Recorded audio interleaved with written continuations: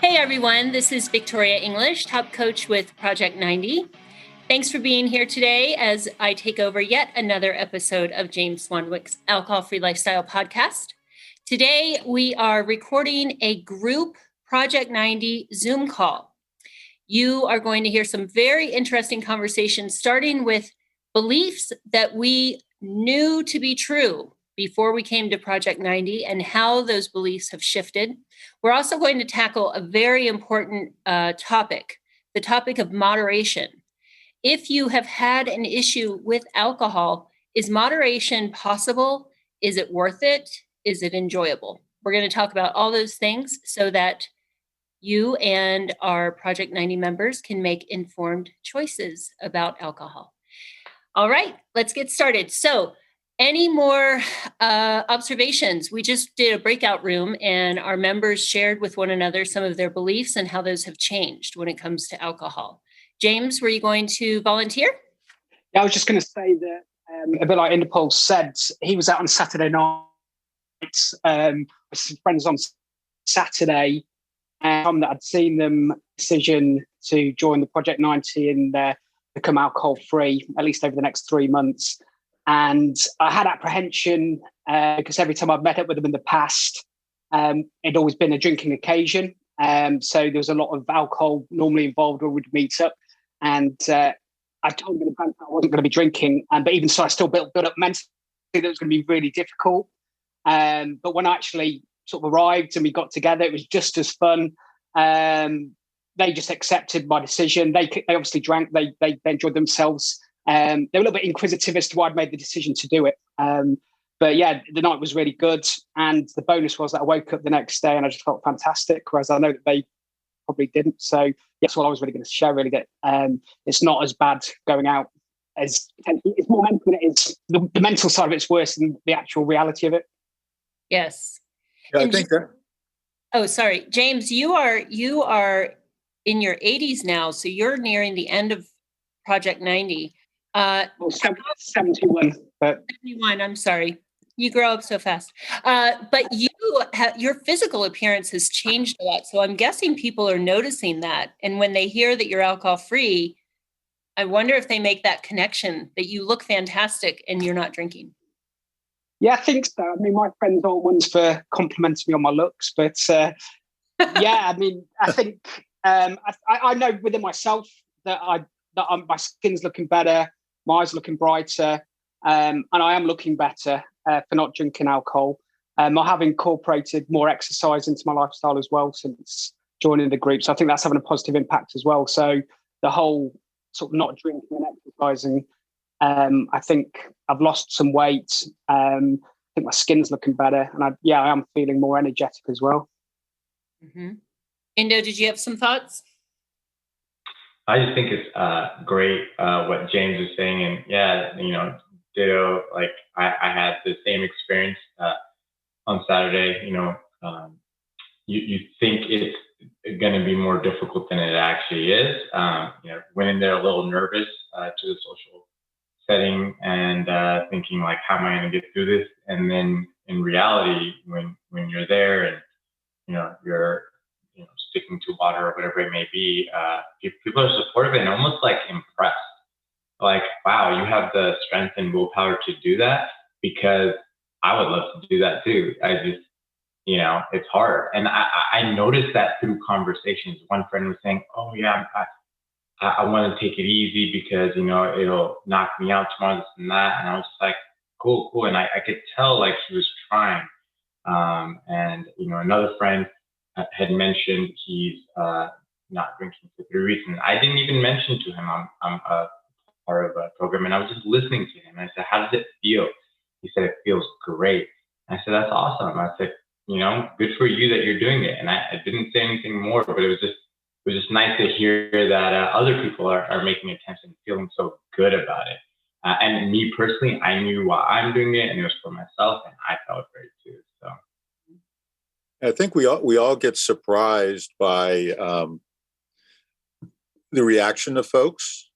Like the ones that have stopped drinking themselves and haven't said anything about it and feel very reassured by what you're sharing with them. And then just the double bonus of not just how good you feel during the event, but the next morning. That's, I've said this before, that's the number one thing on my daily 20 is I have a clear head today. And it wasn't a struggle to get out of bed and my knees aren't killing me. Mm-hmm. So I'm way ahead of the game, right off the bat. Mm-hmm. And if I could just add one thing, I was saying in the breakout room that I felt like I was missing something. I thought I was, and it wasn't necessarily a conscious thing. It was just in the back of my mind that like I'm here and I'm at this party with family and friends, like normal, but something is missing. And it was, the fact that I wasn't drinking. But I realized after that it wasn't actually missing. It was actually an addition, that like I was actually having a great time and, very, involved, engaged, present. So it wasn't actually missing. It was more just, it was different. And then as I reflected on it, it was actually better. And then like Dick said, definitely on Sunday morning, I again felt like something was missing, but it was different because I was fully energetic and present and able to do anything I wanted to versus, potentially like holding myself back that morning. And it was amazing. Well, something was missing. It was just a good thing to be missing. Exactly. Yeah. And I get what you're saying. It's just different. It's good. It's just different. And that leads into, again, we all had these reasons that we needed to drink or even thought we wanted to drink. And at some point in our drinking careers, for some of us, we may have found that we kind of lost even the choice to drink. It was just what we did.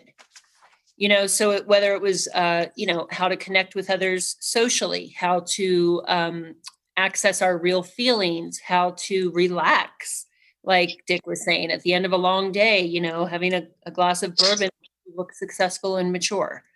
But the cognitive dissonance, inner conflict comes the next day when we realize that didn't go the way it was supposed to. I don't feel more relaxed. I don't feel better. So what Indo's describing is something different, but authentic. And the kind of thing that you could go, I could get used to this. I could get used to waking up the next morning without any regret or a hangover or a headache or feeling achy or fatigued. I could get used to that. The question is, why did we spend so much time trying to get used to the opposite? Why? There's a few reasons. I don't know.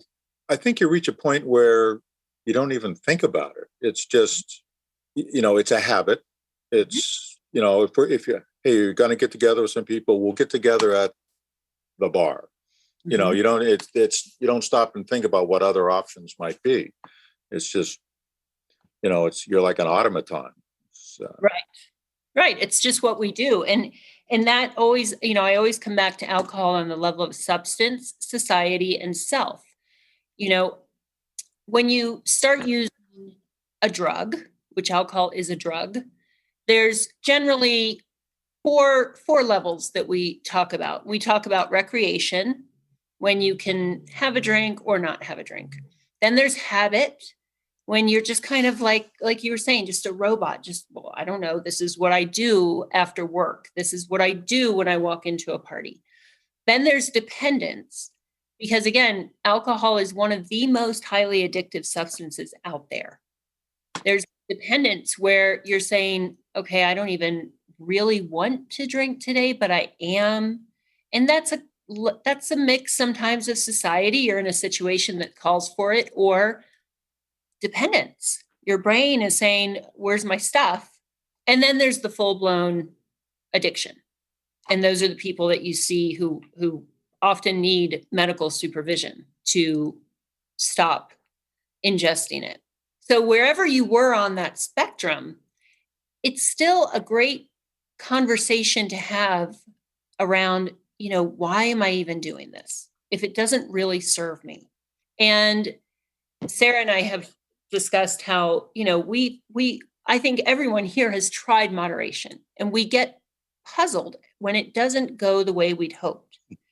And for me, understanding the science of it really helped, because raise your hand if you blamed yourself when moderation didn't work or it sucked. Everyone has their hand up. Like, what is wrong with me? Why can't I just have 1 or 2 glasses of wine and be happy and call it a day and then have another in a month? Why is that? Well, there's a really good reason, and it's not because of anything that is wrong with me or anyone here or anyone listening. There's a reason for it.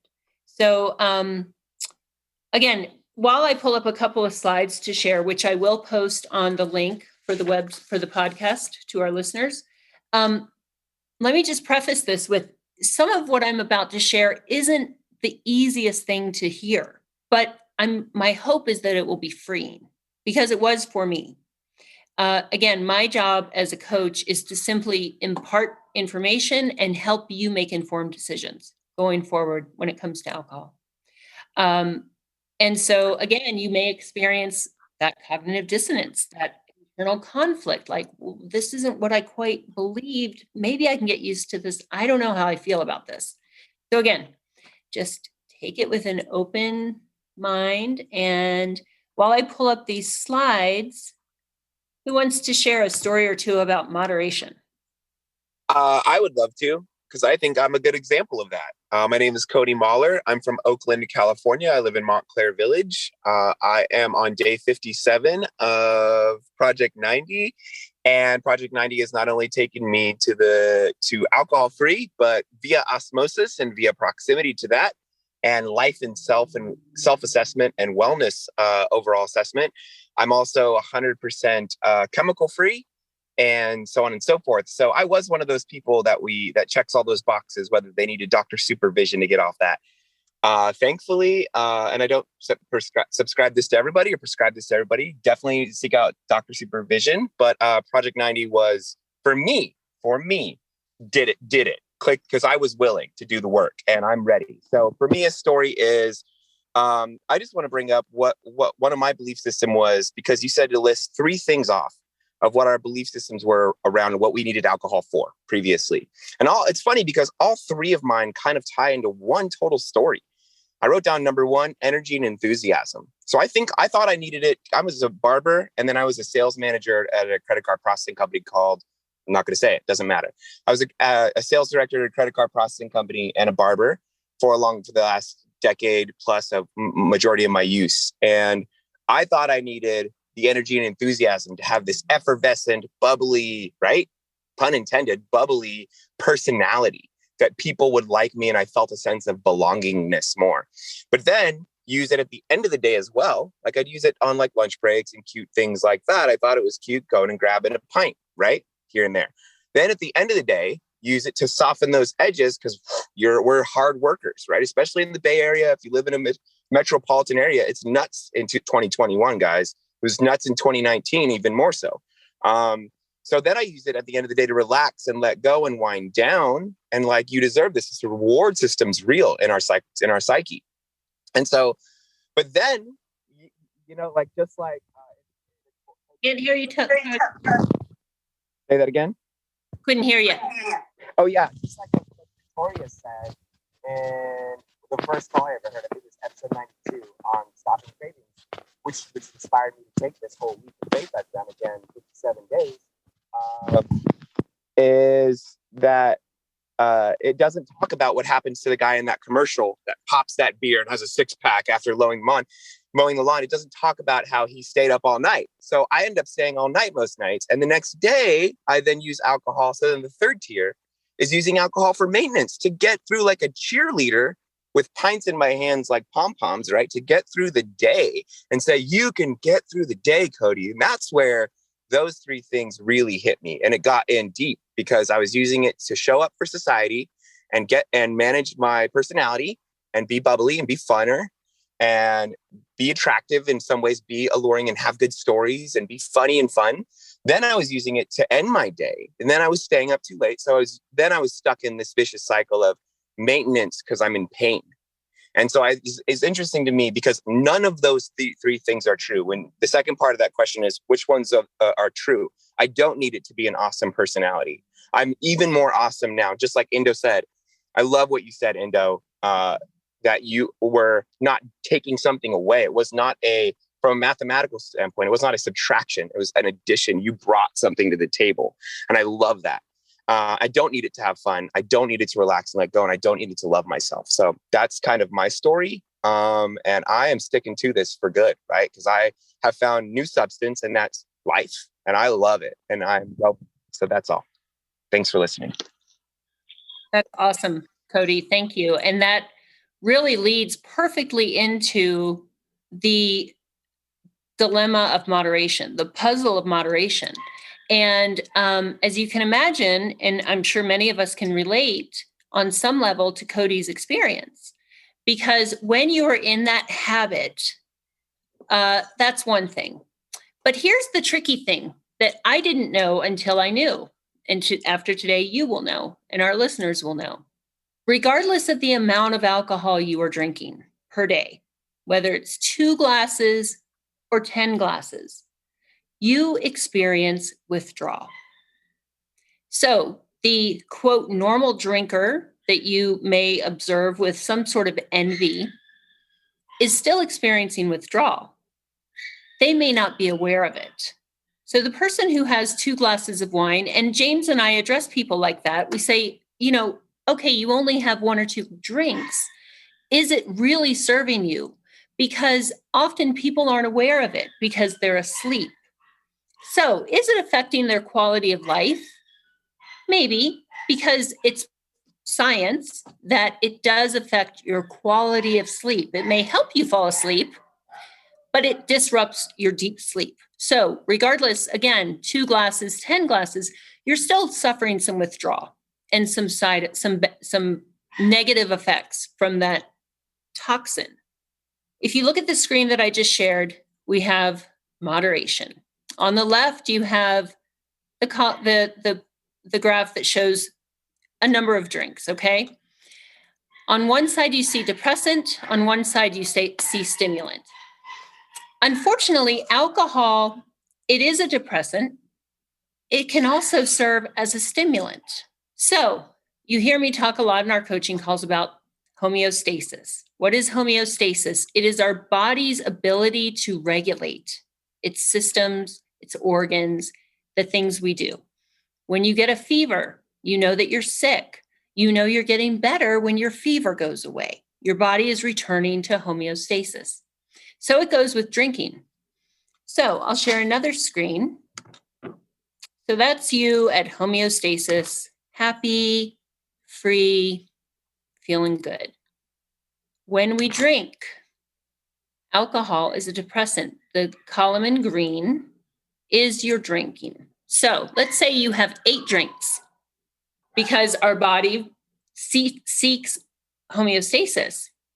For that depressant that we're pouring into our body will create an opposite and equal reaction, meaning the stress response.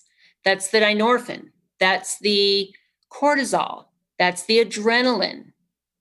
If you are having 8 drinks, your body is going to return the favor by giving you an equal dose of a stimulant to balance out that depressant effect. Now, think about someone that normal drinker who can have 2 drinks.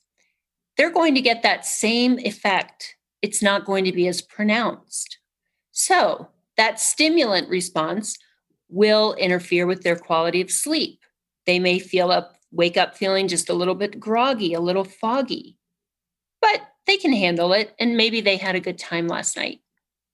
As your drinking progresses, which the nature, as I explained with the 4 stages, recreation, habit, dependence, addiction, the nature of alcohol is to increase your intake in order to get the same effect. So if you drink 2 drinks one year, maybe the next year you're up to 3. COVID is a perfect example because normally we have those rules. well, I don't drink in the morning. I don't drink before 5 o'clock. I don't. However, those rules are bendable. And quarantine was a perfect example. What I'm going to explain now is why so many people are coming out of quarantine expecting to go back to their normal drinking habits.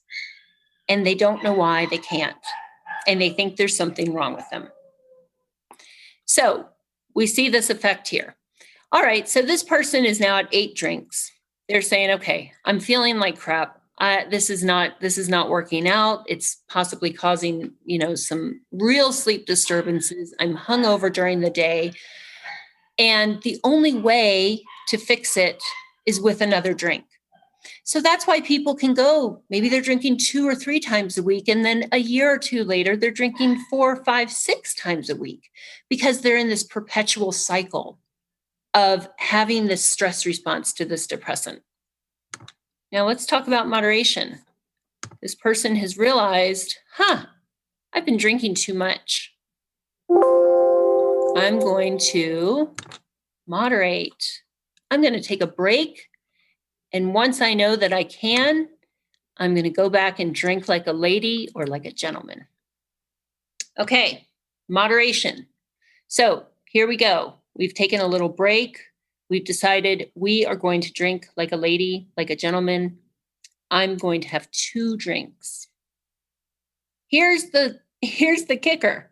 And this was a game changer for me because every time I would moderate, I would have those 1 or 2 drinks. First of all, I was spending most of the time pacing myself and observing how quickly these drinks were going away. I also wasn't getting the desired effect. Why is that? We come into the drinking experience with those things that we talked about at the beginning of the call. Why do we drink? To relax, to connect, to unwind, to access our feelings. So we already come in with some anxiety. Then we're trying to moderate. What's happening? If you look at this graph, you have those 2 drinks. It gives you that depressant effect. But look at the column in blue. Your brain is expecting those 8 drinks. Your brain produces the dynorphin, the cortisol, the adrenaline. So what happens in between that space, that white space on the right? Misery. You're not satisfied. You're even more anxious because you haven't had enough alcohol to achieve the desired effect. You're anxious from whatever baggage you carried into the situation. You're stressed because you're watching these drinks go way too quickly and you promised yourself you were only going to have 2. And why the hell am I so anxious and miserable? What else happens when we drink? We have decision fatigue. We also have impaired judgment. And so how long do you expect yourself to hang out in this space of misery on the right before you say, forget it? I'm just going to drink enough that I feel better so that this anxiety goes away. Who can relate to that? I see some hands. I guess almost without realizing it. And how many of you thought that it was you, thought there was something wrong with you? Why can't I just drink like a normal person? Why can't I just have 2 and be happy? How's it feel to see this and see, again, it's just science? Yeah, that's good. I can relate to, just having 2 and then not being relaxed at all. In fact, just like, damn, where's the next one coming from? And, and then it maybe it is the 8 that it takes to get a feeling of being relaxed or whatever number it happens to be. But yes. Still doesn't make sense to me though, why, because I have a lot of friends and, they drink and but it's like, they can drink, like we'll get together and, they'll have as many drinks as they want, but, they don't need to drink every day. Mm-hmm. And I may drink less than them, but I drink every day. Mm-hmm. And that's one of the things I wonder, like, how they can just stop whenever they want, but, I still have to have my, 4 drinks every night. Mm-hmm. Everyone is different, but are you saying that they're just occasional drinkers who can have 1 or 2 drinks occasionally? Seems like some of my friends are, yeah. I don't drink socially as much as I tend to drink at the end of the day when I'm home, because I don't drink and drive. So if I'm going out, I'm very careful about how much I drink. And but I like to come home. I like to get high. I'm gonna call it what it is. I like to come home and get high at the end of the day. So I'm not going to drink one, or if one drink's not going to get me high, I'm not going to drink one drink, because what's the point of that? Just like you said, it's just annoying. But like, I go out with my friends and everybody drinks and they get a buzz and they get high, and, then they don't drink again until the next weekend. But that's not how I roll, I guess. I don't know. Maybe it's just I'm a more habitual or compulsive person than they are. I don't know. Sorry. I'll just hop in there, Patty, because this is something that we all think about as people that can't or struggle to moderate, and we watch our friends happily just having the 1 or 2, or getting absolutely blind on the weekend, and then they don't drink for another 2 weeks. It's also a physiological thing, and we need to take out the blame, because it's so easy to compare ourselves to other people, right? We look at other people and go, oh man, they've got such willpower and so much discipline, and what's wrong with me? And it helped me to understand physiologically, we are all very different. Biochemically, we're all very different. And when we're born, we get given a certain hand of cards. Yeah. And it has nothing to do with your personality, your willpower, your ability to make decisions. It is purely a chemical deficiency that some of us have as well in our neurotransmitters. So when we drink, people like us, I hate saying that, but people that struggle with it, when we drink, we need more to boost those neurotransmitters. And that's how we get into the cycle. Whereas someone else can have 1 drink and have a much greater effect. They're a lot more susceptible to the effects of alcohol. Whereas we can have quite a good resilience to the effects of alcohol, which is why we need more. So it's important to take any blame or shame out of this, because as Victoria's mentioned, there's the science behind how alcohol affects everybody. But there's also the science about where we come, our starting point. And we're all very biochemically different. And as time has gone on, I've started to see that difference in me as a gift, because it now means that I got to the point where I went, right, no more for me. Alcohol and me, it's just a bad mix, bottom line. And once I accepted that, it allowed me to see it as an opportunity as opposed to a deficiency. Yeah. That's a good... Go ahead. I was just going to say, yeah, and thank you for that, Sarah. I'm, my age, I've given up blaming and hating myself for things that I do, because I just kind of do what I do. But what I find is I'm envious of them. I'm jealous, because I do believe what you say, Sarah. I come from a long line of addiction. Everybody in my family's addicted. Most of them like pot. That's their drug of choice. But my addiction started at, 3 years old with food. So I guess I'm always and I know it must be like biochemical or something, but that's kind of where I struggle a lot. I'm always jealous. Like, I wish I could be like that, and it's hard to just accept that I can't, but I can't have the kind of quality of life I want that some of these people seem to have and still drink, because they don't work together for me. Yeah. And Patty, I think your question is a very valid one. It's one that I know I struggled with for a long time. You don't always know. Number one, we don't always know what's going on behind closed doors. There were many, many times that I was out in public having 1 or 2. I had probably had about 3 before I left the house, and was hurrying to get home so I could have another 3. Number 2, it's different for everyone, like Sarah said. I was a very, quote, normal drinker until my mother died. I was experiencing anxiety, and I was using alcohol for a very different reason. When you are using any substance or food or any maladaptive coping mechanism under the right circumstances, it can become a problem very quickly and in a very different way than you could have ever imagined. I thought I had dodged the bullet of addiction in my family because I'd always used it recreationally for fun, at a football game, at a party in college. Suddenly I was using it to catch my breath because I was having panic attacks. And it worked for a little while. And by the time I caught up with what was happening, I was in the dependence phase. And that's when I battled with the moderation for so long.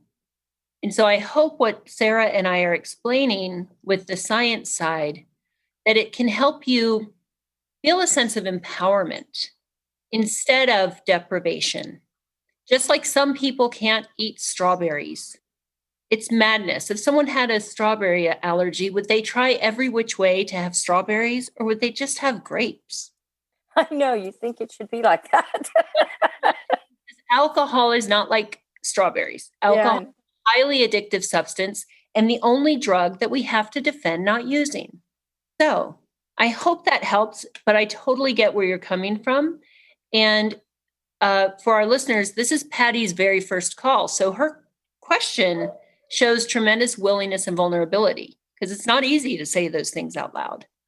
But that's why she's here, so that over these 90 days, she can ask these hard questions, express the cognitive dissonance, the internal conflict, like, okay, I get it, but I don't like it, and learn how to integrate that into her way of being. Does that help? Yeah, thank you. Of course.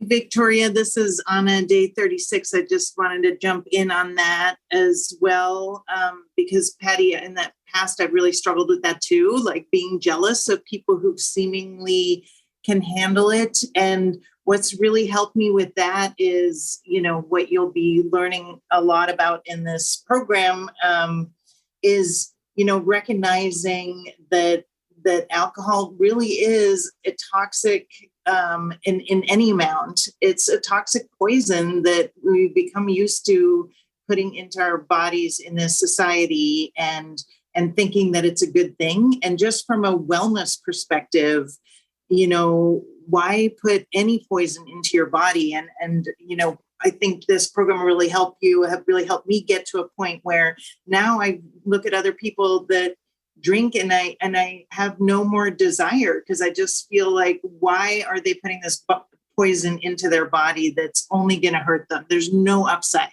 Literally all of the upsides can be replaced with healthy behavior. And it made me think of, I don't know if you guys are familiar with a documentary called Super Size Me that was made in 2004. It was the director went on a 30-day regimen of eating only McDonald's food. And you sort of see what's happening to him and in his body during that time, which is, only eating fast food. There are a lot of parallels, right? It's also just putting toxic poison into your body, and a lot of parallels with the fast food industry and the alcohol industry, who encourage, fast food industry, in their case, poor nutrition, but the alcohol industry encouraging actually you putting toxic poison into your body for its own profit. And you see sort of all the physical things that he struggles with, and emotional mood swings as well. So there are a lot of parallels. Anyway, at the end of that movie, they interview a nutritionist and say, how much fast food is it okay to eat and still be healthy? And it's so funny because the nutritionist is like, stumbling over herself to say, why would you eat any at all? Like it's not good for you and there's no need for it. So to this kind of societal idea that it's okay to have a certain amount of any kind of toxic poison because it only affects you minimally, like why go there at all, right? If it's toxic and bad for you physically and mentally, it's just not a good thing. So anyway, that realizing that has really helped me look at other people and say, I don't need that anymore. I have other ways to get to the change of state where they are getting that looks good, but we actually all know that underneath it's not. So we find ourselves in a bit of a quandary because I go back to that cognitive dissonance. Maybe you're in a place right now where you want two things. You want to be able to drink in moderation. You also don't want to be caught in that cycle again. That's why you're here, so that you could take a break and clear your head and gather information so that you can make an informed decision. And in our coaching, James, Sarah, and I talk a lot about being trailblazers, about being thought leaders, about looking at things differently. So ask yourself this: what if trying to be a quote normal drinker, trying to drink an addictive substance in moderation, not get addicted, is a farce? What if it's just a lie that's perpetuated by people who are making a lot of money off of selling it to us? It's that that reframing of things. And it still may feel a little uncomfortable and different, but is it something that you could get used to? I think, I'm in day 26 and feeling good. And I hear, somebody like Indo coming in and talking about what a great experience Saturday night and the morning after the night before was. And I can think of how many times I headed out to our Friday night dinner with the intention of, I'll just have two. And then 5 or 6, later, without even thinking about it, and knowing how lousy I felt afterwards. And I've had this, the same sort of good feelings these last 26 days. Why would I want to risk giving that up when I know in my head that, there have been plenty of times where I've been able to do just 2, but there are probably more times where it was 4 or 5 or 6. So it just, I think what's happening is, every day where you wake up and you feel fantastic, I think it gets harder and harder to say, why would I want to flip a coin and see if I can do moderation? That just seems silly. I think we're all smart people, and I get that the the addiction and aspects of it and things like that, but if you just sit down and think about it, focus on how good you feel and don't risk losing that. I think the smartness can be a bit of a trap. I think we are all smart people, and I think because we know that we're smart people, it's something that initially or originally we think we can deal with and resolve ourselves. So we can be in a situation where we wake up and think, I've drank too much last night. I need to maybe start controlling the amount of alcohol I drink or moderating my alcohol intake, and maybe have a few days off, and then maybe just have a couple of drinks each evening. But then the next time you're in a situation, you could be in a situation where you plan to have a couple of drinks, but before you know it, the next morning you're waking up and I planned to have a couple of drinks last night and I really was going to do that. But then once you get caught in the moment of having more drinks, before you know it, you've drank more than you intended to. And then you wake up the next morning not feeling great. But because you believe you're a smart person, yet again, you say, okay, well, I've made a mistake here. And the pattern starts to repeat itself. So, I just think sometimes thinking that you're smart and you can on your own isn't always the case. Amen. Right. Well, it goes back to this last slide that I shared, where you have the 2 drinks. There's a lot that can happen in this white gap. You're uncomfortable. Those drinks have gone way faster than you had hoped for. You don't feel anything good from them. You're berating yourself for wanting more. You're also somewhat impaired. Your judgment is impaired by ingesting this substance. So you're really rolling the dice. You may have a say in how the evening turns out, or you may not.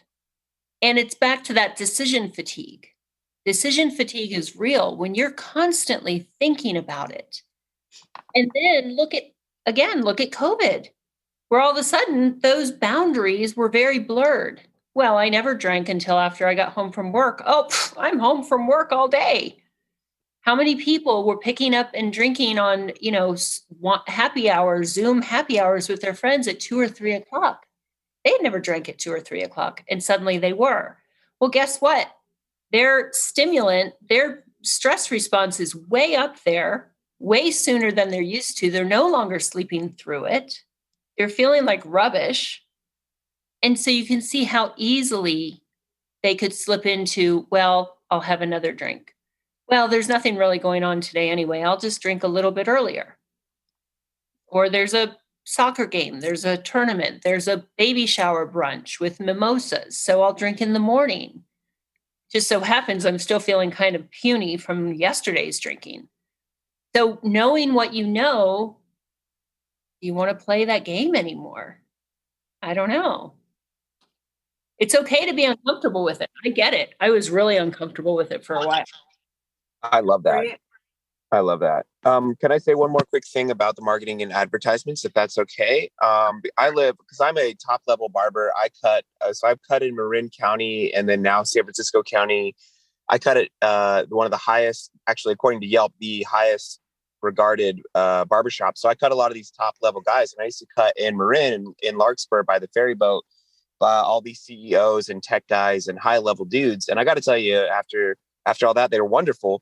But being that deep in the marketing and advertisement world, I got to say one thing. I have some coin to say on that. San Francisco is one of the great meccas of marketing and advertisements, and the mark and ad factor is the great illusion, I think.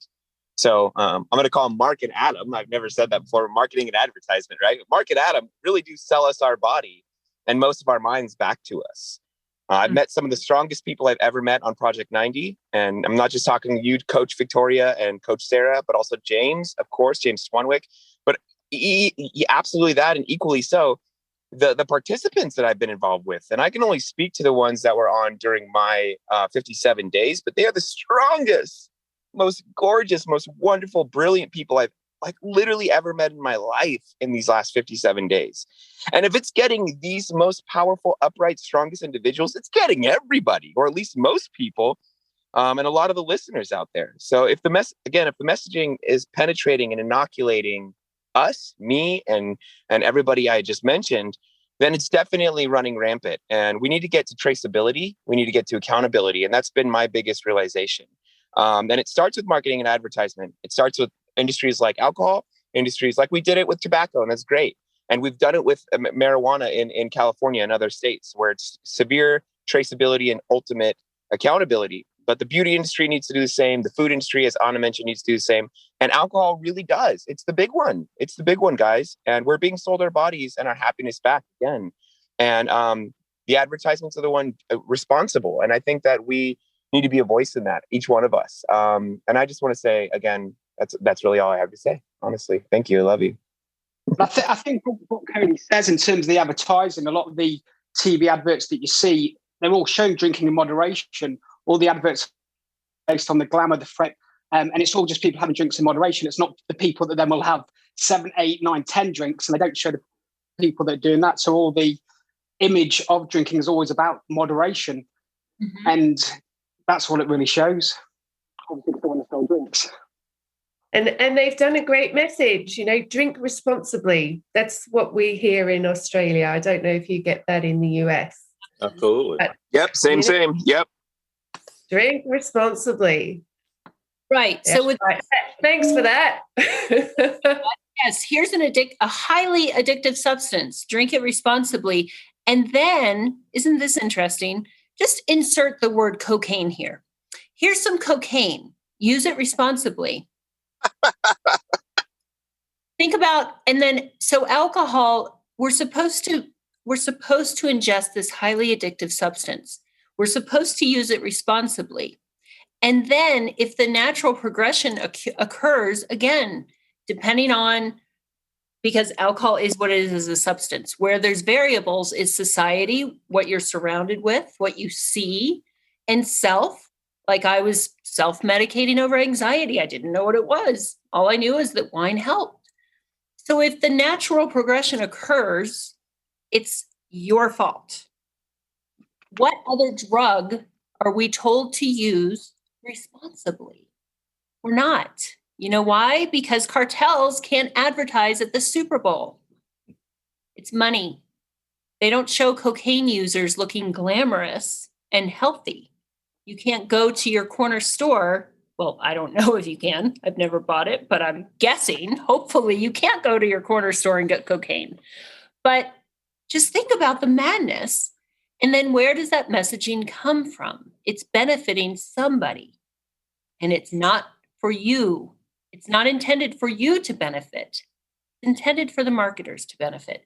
So that when you find yourself crossing that line and not looking like that person in the beautiful ad, there's something wrong with me. Let me correct. Let me self-correct here and get back on track so that I can look like that lady in the ad with the glass of Chardonnay, or that gentleman, that successful man with his glass of bourbon.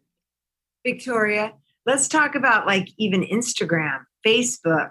I mean, it's just everybody's got a drink and happy. And so it's not just the people making the money. It's all of us and all of our loved ones and all the people that we partied with before. And so it's hard. It's hard to see someone that you're related to on Instagram always having fun with the drink. And being 71 days like James, I a year ago I did James Swanwick's 30-day challenge. And I went back to my video at the end of that I created for myself. And I was talking about moderation to myself. And I was talking about, oh yeah, it'll be all right this time. I think I've really learned a lot. I'm set. And then a year went by of trial and tribulation and failure. And this program now, sitting here, almost ready to get out of at the 90 days, I know I can't moderate. I know I can't. I know what Patty was talking about really resonated with me, because for me, it's either 100 miles an hour with alcohol or 0. And so the difference between the two is the amount of time I've spent in this program and the backing from everyone and listening to everyone's stories and the calls and everything made all the difference. But I know in my heart I can't. So for me, it's not going to be a choice. And I am happy that I've done this and happy that this revelation has come. Mm-hmm. Well, I'll go back to that famous quote by Maya Angelou. When you know better, you do better. Mm-hmm. No, I didn't know. If I had had this information, I have a science background. If I had just seen those charts, maybe it would have helped me understand why 2 drinks wasn't going to do the trick. Mm-hmm. And if I'd had been a wellness professional, if I'd had the knowledge that alcohol is a highly addictive carcinogen, maybe I wouldn't have even had the habit. Right. I would have looked at it the way I look at other toxins and said, why would I put that in my body? Again, we are thought leaders. We are trailblazers. And our job, James's job, is to simply impart the information. It's not always easy. It's not something I'm going to go around at every dinner party and spew, but it's important because it's life-changing. And what you said, Sheila, about failure, a year of failure, how do you reframe that? I would reframe it now looking back as I had to go through that to get to that day 1 of committing to P90 and this group. Mm-hmm. I had to go through that. Right. So I did. And it led me to this place today, which is amazing. Right. Sheila at 100 miles per hour versus 0 miles per hour. Which Sheila is happier? Yes. Sheila at 0 miles per hour is much stabler, peaceful, natural confidence, natural energy, natural empathy for others, because I wasn't always looking at myself the whole time about what I was going through. Now I can look and help others and be empathetic towards other people's needs and wants. So it's good. It's a really good place. What there's that saying, James said earlier was really brilliant about us being smart, and that can be a trap. Because it's too easy for smart folk to rationalize the why or the wherefore. No, I can reanalyze the data to my, we can kid ourselves, I think. So it's good to, I think one of the things I'm getting out of this is some good and constructive humility, if that's the right way to put it. I've been surprised by things that I've felt and said, and all of that. And I think that's a part of what will make it a success. Sort of being open to that surprise. Mm-hmm. Yeah, and I think this is Anna again. Just the being smart and high functioning. We're able to kid ourselves, but also others. Because I feel like when in the past I voiced concern about the amount of alcohol I was drinking, the feedback I would get from others is, oh, you're fine, or or sarcastic, you're so out of control because, like other people here, I was a drink at home, quiet drinker, and people didn't see it. It was behind the scenes. And I think the image out there, right, of somebody who is abusing alcohol is, you're dancing on the bar. And, if you're high functioning and you're not that person, not only are you kidding yourself, but everybody else around you. And that just sort of keeps you in the cycle. Absolutely. Great point. Mm-hmm. Absolutely. When I came out with my story and the book I was in and everything, people said, "You what?" Of course, my family knew. Some of my best friends knew. But if we'd had women like us out there years ago, right, Sarah, we could have potentially saved ourselves from suffering. Because it's rare that the one suffering with alcohol misuse is dancing on a bar. You're much more likely to see him or her at home drinking before they go out, if they have to go out, behaving while they have to be out for public consumption, and then hurrying back home.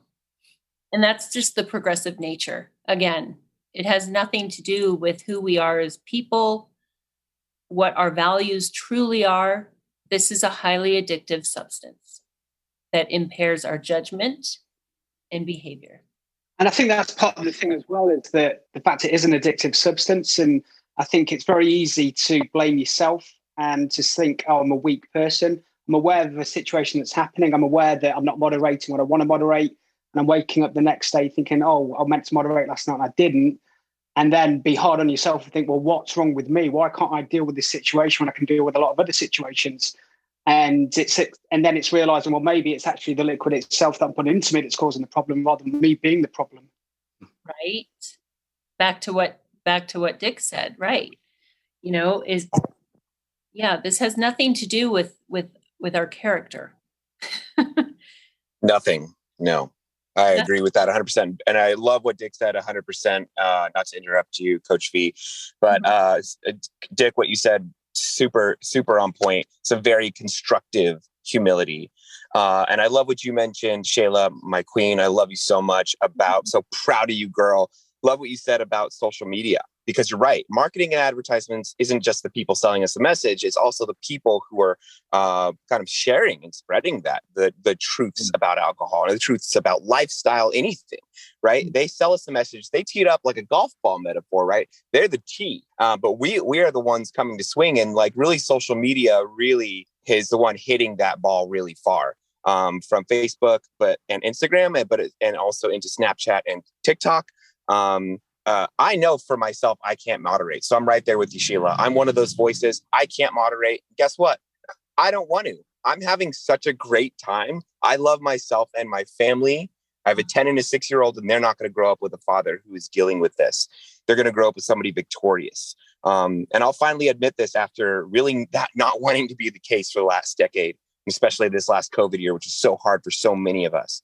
But that is my choice, and I'm taking that to the next level. So really get the messaging. It's all about messaging, guys. And we have a huge back to accountability. We have power here. Anybody listening has power here. Anybody on this call has power here to get that messaging across in its honest form. And I love that. So thank you again. You know, one of the great videos that James put out a while, I can't remember in what context, but he was at a wedding. And so he was, going around with, I have my water and here are my mates who are drinking water and we're all having a good time and sort of wading into the dance floor. And you think, to Sheila's point, how many people put a TikTok out of themselves drinking water on a dance floor? It's always doing something else and, making silly, I don't even know what the hand gestures are, but,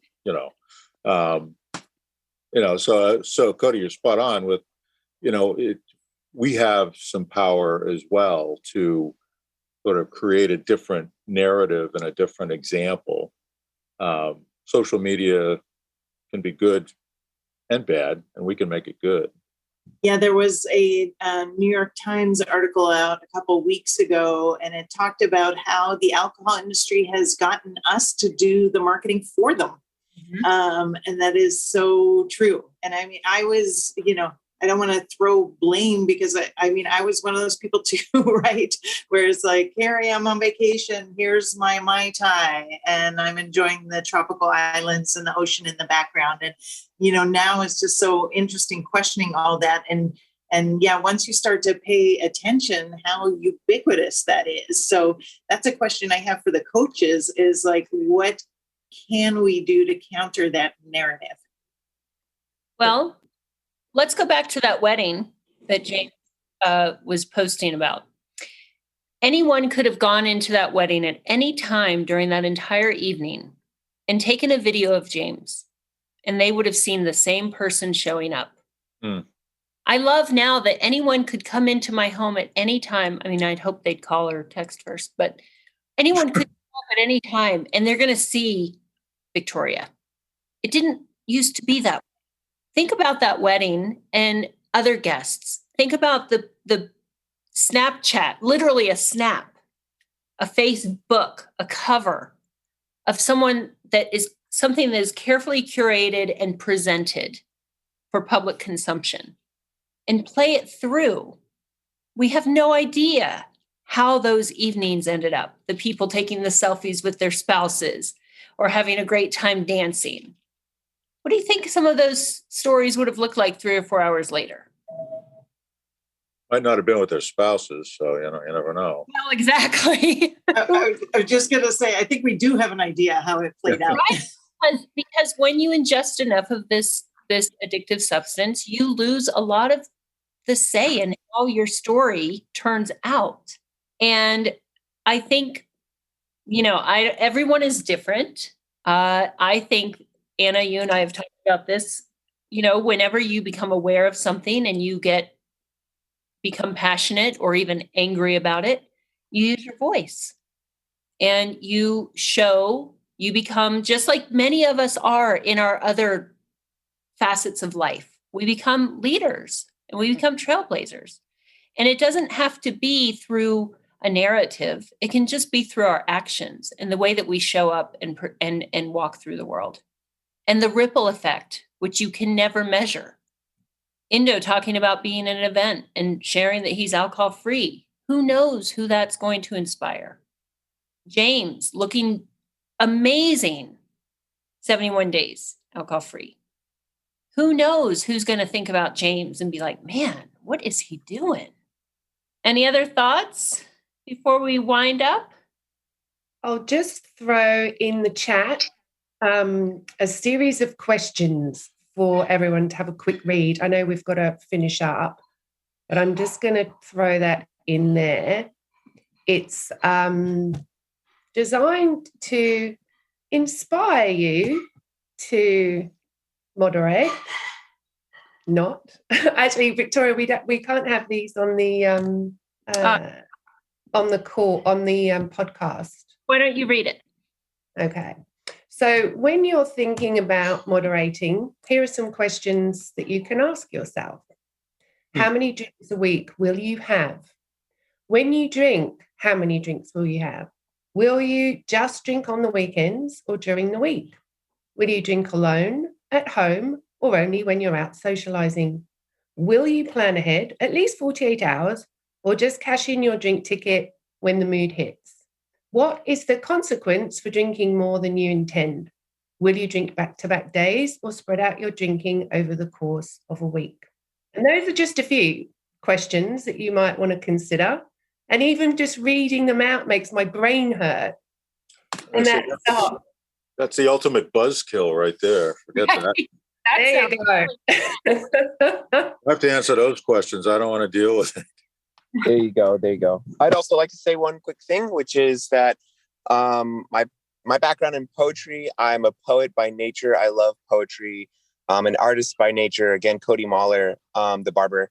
And because of that, I love looking up old proverbs. So I look up this old proverb that is, curiosity killed the cat. It actually originated, I'm looking it up on the internet right now. It's from an Irish newspaper from 1868, about 160 years ago or so. Curiosity killed the cat. And it says that what this means is curiosity can do more things than kill a cat. And if that cat is represented by our emotions, which are well recognized as feminine, then jealousy and so on, this world will become catless. And I know that's a little out there and abstract, but I like abstract things. Curiosity led me to a lot of this. And curiosity is also a positive because curiosity got you listeners on this call. And I think curiosity can bring a lot of cats back to life as well, because this is, for me, the reclamation of my new life. And hopefully this messaging, the reclamation, especially for the women, for the mothers and daughters and sisters and beautiful women out there. Hopefully this message wakes a lot of people up. So hopefully curiosity brings that cat back to life. That's all I got to say. Kitty, thank you. You always have such beautiful shares. Well, this has been an incredible call. I thank you all for being here. And any listeners, just know that you're not alone. This is a bill of goods, which has been sold to most of us to some extent. And just get curious about it. Leave the judgment, leave the shame, just like everyone on this call is doing, just like Coach Sarah and I learned to do. Just get curious and gain awareness and make informed decisions so that you have a say in creating the life that you deserve. Thanks again for being here. And we hope to see you guys back on a call real soon.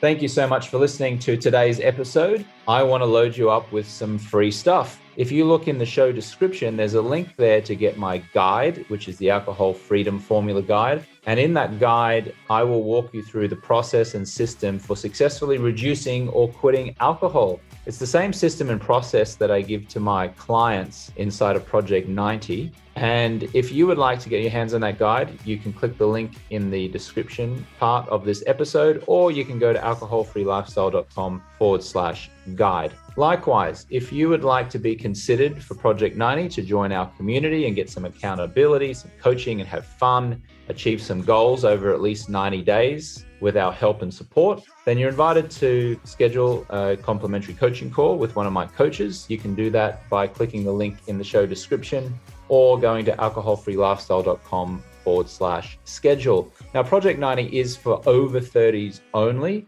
and it's really for people who are ready to get long-term power over alcohol. You don't have to quit forever, but you will have to quit for at least 90 days with our support. Just a reminder, 95% of my content is free and plastered all over the internet. If you just Google James Swanwick and the word alcohol, you'll find that. For those of you who want additional support, if you want coaching, fun, accountability, if you realize that you can't do this on your own or you just plain don't want to, then I invite you to schedule that call and we can talk about if Project 90 is for you. If you would like to take some of my supplements, swanvitality.com is the website. I'll put a link in the show notes as well. I have a liver support product called Loving Liver, which I designed and specially formulated to help remove toxins from your liver after years of alcohol consumption. Again, there's a link in the show description. We've also got a green powder there, which turns into a green juice filled with amazing ingredients to support you and give you energy throughout the day. And there's also a magnesium product, which I take every night to help me prepare for sleep and to sleep through the night. So there's a few options there. Lastly, if this episode or the show in general has helped you or supported you in any way, I would so appreciate it if you would write a review. It really does help the show climb the rankings and expose the show to people who don't yet know about us. So if this show has benefited you in any way and you feel compelled to pay it forward, just writing a short little review, hopefully a nice one, will be so appreciated, and I will thank you immensely. Lastly, if you'd like to talk to me about anything at all, feel free to send me an email at james@alcoholfreelifestyle.com. I do read and respond to every email. And you can also follow me on Instagram at @JamesSwanwick. Send me a message there. And I look forward to connecting with you soon. Catch you on the next one.